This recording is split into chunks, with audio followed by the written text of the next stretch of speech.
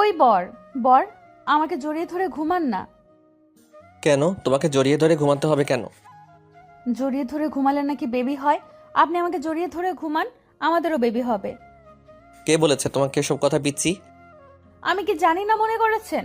আমি তো সবটাই জানি, উল্টো আপনিই বুঝতে পারেন না। আমি জানি তুমি কেমন কি বুঝছো, কিন্তু হুটহাট করে মাঝে মধ্যে এমন এমন সব কথা বলো যার জন্য কনফিউশন লাগে। কেন কনফিউশন লাগবে না কেন? আমি তো প্রায়ই এসব কথা বলি। আমি যেটা জানি না সেটা আপনার কাছ থেকে জেনে নেই। আর আপনিই তো বলেছেন যদি কিছু জানার ইচ্ছা হয় তাহলে আপনাকে বলতে, তাহলে বলবো না কেন? বলতে তো বারণ করিনি, কিন্তু হুটহাট করে এমন এমন জায়গায় এমন এমন সব কথা বলে ফেলো যার জন্য আমাকে লজ্জায় পড়তে হয়। আর তুমি কোনো কারণ ছাড়া কিংবা কেউ জিজ্ঞেস না করতে বললেও কৌতূহল বশত ছাড়া কোনো কথা বলো না। এখন বলো, এসব কথা তোমাকে কে শিখিয়ে দিয়েছে আর কে বলতে বলেছে? ঈশান কথাটা জিজ্ঞেস করতেই তুষি হকচকিয়ে গেল। ও বুঝতে পারলো ঈশান বিষয়টা ধরে ফেলেছে, তাই তোতলাতে তোতলাতে বলল, কই কেউ বলেনি তো। আমার ইচ্ছে হলো তাই বললাম। কেন আমি কি আপনাকে এসব কথা বলতে পারি না নাকি? না, কেন বলতে পারবে না? আমি জানি তুমি এসব বলতে পারো কি না। তাছাড়া তোমার তো বলার অধিকার আছে। এখন বলো, এসব তোমাকে কে বলেছে? না মানে আমার ইচ্ছে হয়েছিল, তাই আমি একজনকে জিজ্ঞেস করেছিলাম যে বেবি কি করে আসে, তাই। হ্যাঁ তাই, তারপর কি? সব সময় এরকম আগেই প্রশ্ন করেন কেন? আমাকে কি একটু সুযোগ দিবেন না বলার? আর বলার আগেই যদি আপনি বাধা দেন তাহলে কি আমার লজ্জা লাগে না বলেন? আপনি জানেন এমনিতেই আমার সব কিছু বলতেই একটু কেমন যেন লাগে আপনার কাছে বলতে। কেন এত লজ্জা লাগে কেন তোমার? কেন লাগে মানে আপনি জানেন না? এসব কথা কি এত সহজে বলা যায় নাকি? এসব কথা বললে তো লজ্জা লাগবে। তাহলে আপনি কেন জানেন না? আর সব সময় আপনি আমার লজ্জাটা বাড়িয়ে দেওয়ার জন্য এসব কথা বলতেই থাকেন, এরকম প্রশ্ন করতেই থাকেন। একদম এসব বলবেন না। আমাকে আমাকে সময় দিবেন, না হলে কিন্তু আমি বলবো না। আচ্ছা সময় দিচ্ছি, এখন বলো কে তোমাকে কি বলেছে? আর এসব মাথায় আসলো কোথা থেকে? আমি জানি তোমার মাথায় এসব কখনো আসবে না, কারণ যেখানে তুমি স্বামীর ভালোবাসাটাকে কি সেটাই বুঝতে পারোনি, আর এখন হুটহাট করে এরকম কথা বলতেছো। ঈশান জানে তন্নিকে এই কথাগুলো হয়তো কেউ শিখিয়ে দিয়েছে, না হলে কারো মুখ থেকে শুনেছে। তাই ঈশান বিষয়টা বুঝতে পেরে ওর মুখের দিকে তাকিয়ে রইল। তন্নি তো লজ্জায় পুরো লাউ ডগার মতো লতিয়ে পড়েছে, ওকে কিছু বলতে পারছে না। ঈশান এবার উঠে গিয়ে ওর একটা হাত ধরে টেনে এনে তারপর বিছানায় বসিয়ে দিয়ে ওর মুখোমুখি বসে মুখের দুই পাশে হাত রাখলো। তারপর ওর চোখে চোখ রেখে বলতে লাগলো, আমি জানি আমার পিচ্চি বউটা আমাকে অনেক বেশি ভালোবাসে। কি হলো, বাসে তো? তন্নি মাথা নেড়ে হ্যাঁ সুযোগ উত্তর দিতেই ঈশান একটা মুচকি হাসি দিয়ে ওকে আলতো করে বুকের সাথে জড়িয়ে নিল ভয়টা কাটানোর জন্য। ও লজ্জা পাচ্ছে, লজ্জায় মুখটা লাল হয়ে আছে। তন্নি পিচ্ছি হলেও ওর মধ্যে কিছুটা ম্যাচুরিটি আছে, আবার কিছুটা নেই, যার জন্য অনেক কিছুই জানে না, আবার কিছু জানার জন্য আগ্রহ ওর মধ্যে সব সময় লেগে থাকে। আর ঈশান বিয়ের পর ওকে অনেক বোঝানোর চেষ্টা করেছিল, কিন্তু যেটা বোঝে না হুটহাট করে জিনিসগুলো কেন্দ্র করে কিউরিসিটি থেকেই সবার সামনে এমন এমন কথা ঈশানকে জিজ্ঞেস করে ফেলে, যার জন্য ওকে লজ্জায় পড়তে হয়। তাই ঈশান ওকে বলেছে যদি কিছু বলার থাকে, কিছু জানতেই হয়, তাহলে যেন একান্ত ওকে বিষয়টা বলে। তারপর থেকে তন্নিও সেটাই করে।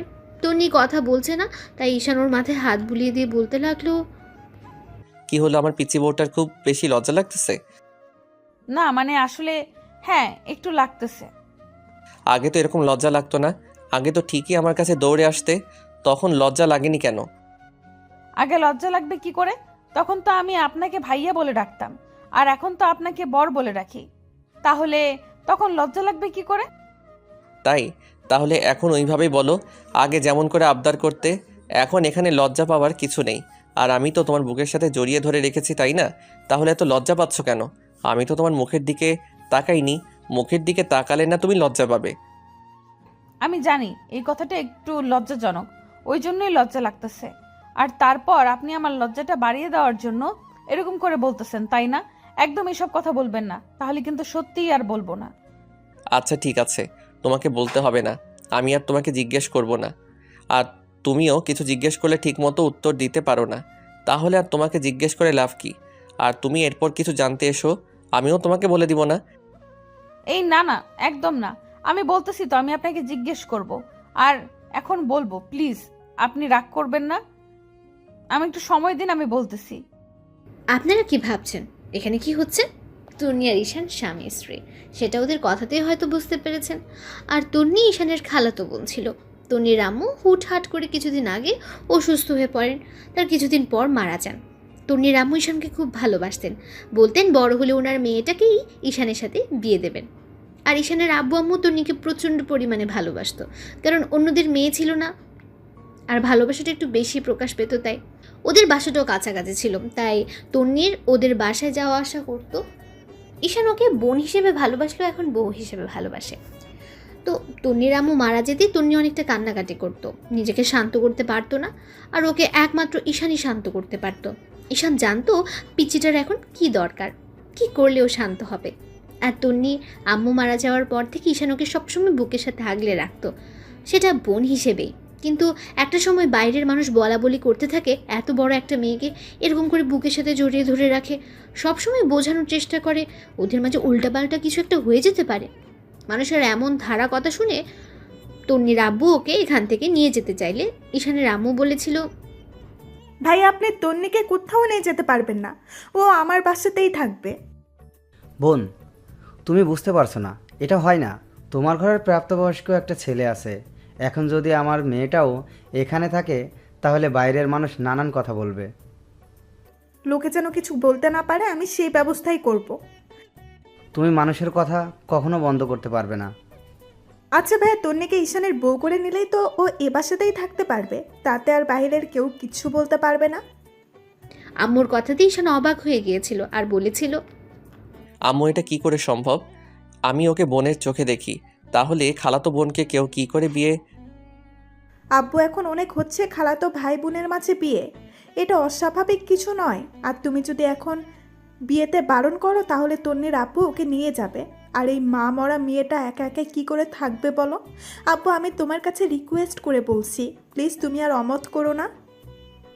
আম্মুর কথাটা ঈশান ফেলতে পারেনি, তার উপর তন্নির মুখের দিকে তাকিয়ে ওকে বিয়েটা করেই নিয়েছিল। বিয়ের পর একটা মাস ঈশান তন্নির কাছে আসেনি। আর ঈশানের আম্মুর থেকে পিছিটা জানতে পারে বিয়ের পর মেয়েদের স্বামীর কাছে থাকতে হয়। তখন তন্নি অনেক কান্নাকাটি করলে ঈশান ওর সাথে ব্যাটেই থাকে। ঈশান তন্নিকে বুকে নিয়ে ঘুমালেও ঈশান ওর সাথে কখনো স্বামী স্ত্রীর সম্পর্কটা স্থাপন করেনি, তাই ওদের মাঝে তেমন কোনো গভীর সম্পর্ক হয়নি। আর ঈশান তন্নিকে মাঝে বলে দিয়েছিল ওর যখন যা প্রয়োজন আর যেটা জানতে ইচ্ছে হয় সেটা যেন ঈশানকে বলে, তাই তন্নিও তেমনটাই করে, ওকে এসব বিষয় জিজ্ঞেস করে। আর আজকেও তেমনটা করলো। কিন্তু ঈশান জানে এ কথাগুলো নিজের নয়, কারো মুখ থেকে শুনেছে। তার উপর ওর মধ্যে কিউরিসিটিটা একটু বেশি, যে কথা জানে না সেটা যদি কারো মুখ থেকে শুনে তাহলে সেটা ঈশানকে জিজ্ঞেস করবে। তো তন্নি কথা বলছে না দেখে ঈশান ওর মুখটা তুললো, তারপর ওর কপালের ঠোঁটজোড়া ছোঁয়াতেই তন্নি চোখ খুলে তাকালো। তখন ঈশান বলল, কি হয়েছে এখন ঠিকঠাক করে বলতো, যদি না বলো তাহলে অনেক বেশি রাগ করব। আর রাতে কিন্তু তোমাকে বুকে নিয়ে ঘুমাবো না, সেটা কি তোমার জন্য খুব ভালো হবে? এই না না বলতেছি, আপনি খালি সব সময় আমার উপর রাগ দেখান, একটুও বোঝার চেষ্টা করতে পারেন না। আপনার পিচ্চি বউটার কষ্ট হয়। ওই জন্য পিচিটাকে সবসময় বুকে রাখতে চাই, কিন্তু তুমি এমন এমন কাজ করো মাঝে মধ্যে যার জন্য নিজের উপরই খুব রাগ হয়। তার মানে এখনো আপনার আমার উপর রাগ হইতেছে, তাই না? একদম রাগ দেখাবেন না প্লিজ, তাহলে আমি খুব কষ্ট পাবো। ওকে দেখাবো না। এখন বলো, তোমাকে এই বিষয়ে কে বলেছে? কে আবার বলবে? আম্মু বলেছে। আম্মু সকালে বলতেছিল জড়িয়ে ধরে শুলে আমাদের নাকি একটা বেবি আসবে খুব শীঘ্রই। আমি বলেছিলাম কি করে, তখন আম্মু বলেছিল আপনার কাছ থেকে আদর চাইতে হবে। তারপর আপনি আমাকে জড়িয়ে ধরে ঘুমালে, আমাকে অনেক বেশি ভালোবাসলে নাকি আমাদের একটা বেবি হবে। তাই আমার খুব জানতে ইচ্ছে করছিল জড়িয়ে ধরে শুলে নাকি বেবি হয়, তাই জিজ্ঞেস করলাম। কিন্তু আপনি বলতেছেন না। বলেন, ওই বর জড়িয়ে ধরে ঘুমালে কি সত্যিই বেবি হয়? আম্মু তোমার সাথে মজা করেছে, আর বেবি ওইভাবে হয় না, অন্য কোনোভাবে হয়। সেটা আমি তোমাকে পরে বলে দিব। এখন আর কোনো প্রশ্ন করবে না, কেমন? তোমাকে যে কাজগুলো করতে বলেছি তুমি সেটাই করবে। কি কাজ করতে বলেছিলেন বলেন তো? আমার তো মনেই থাকে না।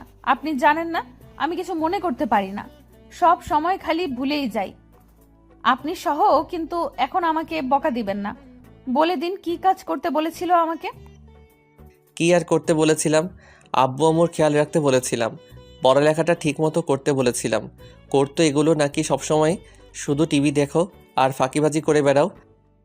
না মানে আসলে আব্বু আম্মুর দেখাশোনাটা করি গো, কিন্তু কিন্তু কি, পড়ালেখাটা ঠিক মতো করতে পারো না তাই তো? আমি জানি তুমি একটা ফাঁকিবাজ। তোমার দ্বারা যে কি হবে সেটা আমার জানতে বাকি নেই। শেষ পর্যন্ত তোমাকে ওই বাবুর আম্মুটাই হতে হবে, তাছাড়া আর কিছু হতে পারবে না। আমি তো চাই বাবুর আম্মু হতে। আপনি কেন দিবেন না? আপনি এরকম করে বলতেছেন কেন? বাবুর আম্মু হওয়াটা কি অন্যায়? না, কোনো অন্যায় নয়, কিন্তু তোমার এখনো বয়স হয়নি। আর আমি ভাবছি তোমাকে একটা বাবুর আম্মু করে দিলে তুমি তাকে নিয়ে ব্যস্ত থাকবে, আর পড়ালেখাটা তোমার দ্বারা হবে না, সেটা আমি খুব ভালো করে বুঝতে পারতেছি। হবে হবে, খুব হবে। আপনি জানেন না আমি কত ভালো একটা মেয়ে। আমি একবার যে জিনিস পড়ি মনে থেকে যায়, কিন্তু এই পড়ার কথাটাই মনে রাখতে পারি না। আসল কথাটা যখন মনে থাকে না, তাহলে যখন বেবি হবে হুটহাট করে তো বেবির কথাটাও ভুলে যাবে। মাঝে মধ্যে তো আমার কথাই ভুলে যাও। ওই জন্য অফিসে যাওয়ার পর তুমি মনে রাখতে পারো না তোমার একটা হাজব্যান্ড আছে, তার সাথে কথা বলতে হবে, তাকে একটাবার কল করতে হবে, জানতে হবে সে দুপুরে খেয়েছে কিনা। তার জন্য তো সরি বলি, তারপরও আপনি রাগ দেখান কেন? এইগুলো মনে রাখতে না পারলে সেটা কি আমার দোষ বলেন? দোষ নয়, তবে এগুলো তো মনে রাখতে হবে তাই না বলো? মনে না রাখলে কি করে হবে? এখন কথা না বলে যাও, গিয়ে রাতে রান্না করো। বিকেল হয়ে গেছে, এখন যদি শুরু না করো তাহলে কিন্তু অনেক রাত হয়ে যাবে। আমি বাসায় ফিরে এসে যেন দেখি তুমি সুন্দর মতো পড়ার টেবিলে বসে আছো, কেমন? না হলে কিন্তু অনেক রাগারাগি করব। বলতে পারি, কিন্তু আমাকে খুব শীঘ্রই একটা বেবি দিতে হবে। বললাম তো দিব, এখন না পরে দিব। এখন পাগলামি করো না তো। আপনার কি মনে হয় আমি কি অনেক পিচ্ছি?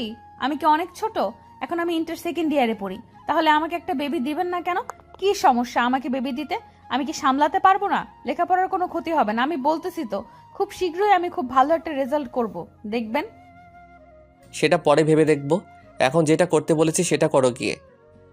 তো রাতে ঈশান বাসায় আসতে দেখলো তন্নি ওর কথা মতো পড়ার টেবিলে বসে আছে। ঈশান একটা মুচকি হেসে ওয়াশরুমে চলে গেল। তারপর আসতেই তন্নি পড়ার টেবিল ছেড়ে উঠে সে ঈশানকে একটা তাওয়া লিখিয়ে দিল। ঈশান ফ্রেশ হয়ে ওকে বলতে লাগলো, যাও, আব্বু আম্মুকে বলো খাবার টেবিলে আসতে বলো।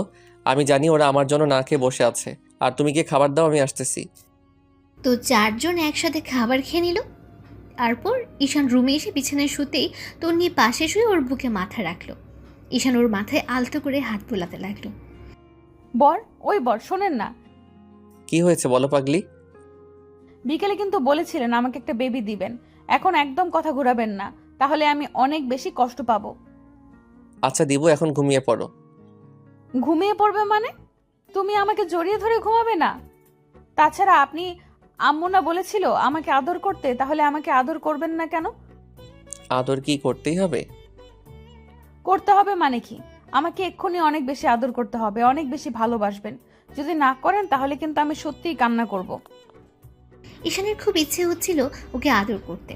ওদের বিয়ে হয়েছে প্রায় 8 মাসের মতো হয়ে গেছে। এর মাঝে একটা বার ওকে নিজের ভালোবাসার পরশগুলো দেয়নি। হ্যাঁ, ঠোঁটের স্পর্শগুলোর কপাল পর্যন্ত দিয়েছে, কিন্তু ঠোঁটে কখনো যেয়ে উঠতে পারেনি। কারণ ঈশান চায়নি ওদের মাঝে এত কিছু হোক। তো তন্নি কথাগুলো বলে ঈশানের মুখের দিকে তাকিয়ে রইল। তখন ঈশান ওর মুখের পাশে হাত রেখে ওর দিকে ঠোঁট জোড়া দখলে করে নিল। তারপর কিস করতে লাগলো।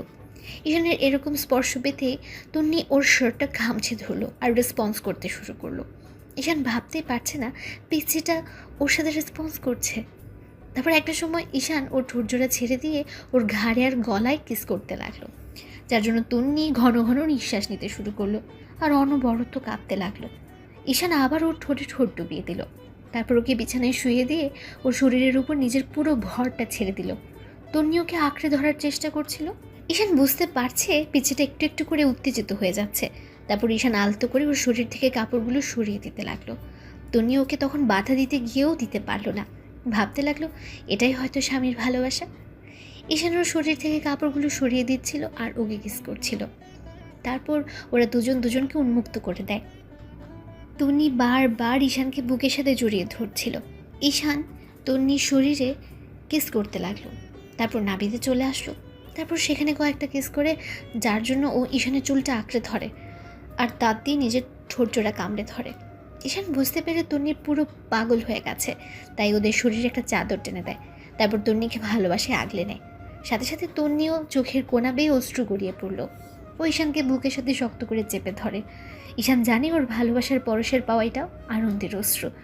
তো ভালো থাক ভালোবাসা, দেখা হচ্ছে অন্য কোনো গল্পে। ধন্যবাদ সবাইকে আমাদের পাশে থাকার জন্য।